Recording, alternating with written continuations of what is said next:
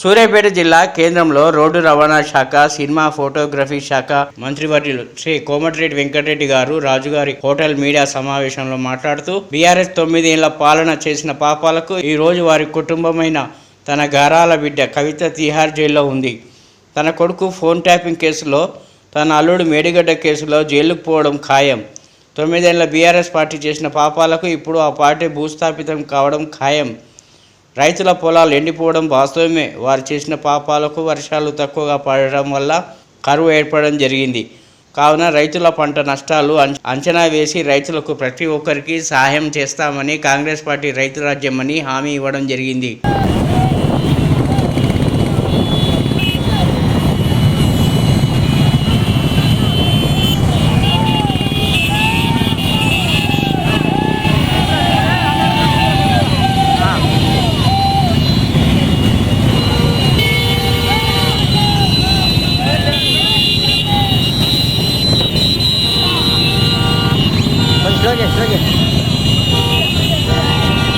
Slow.